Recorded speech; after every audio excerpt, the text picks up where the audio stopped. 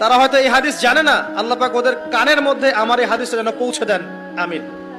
নবী সাল্লাল্লাহু আলাইহি ওয়াসাল্লাম বলেছেন, আমি মেরাজের রাতে যখন গিয়েছি তখন এক শ্রেণীর মানুষকে দেখেছি, ওদেরকে শাস্তি দেয়া হচ্ছে। কি শাস্তি?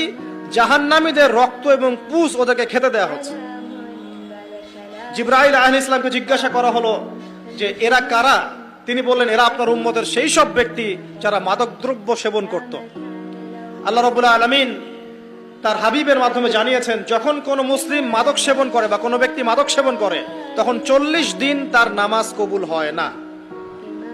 এরপর যদি সে তওবা করে তাহলে আল্লাহ পাক তার তওবা কবুল করবেন ইনশাআল্লাহ। যদি সে আবারও মাদক খায় তওবা করার পর, আবার 40 দিন তার নামাজ কবুল হবে না। যদি সে আবার তওবা করে আল্লাহ পাক আবার তাকে মাফ করে দিবেন।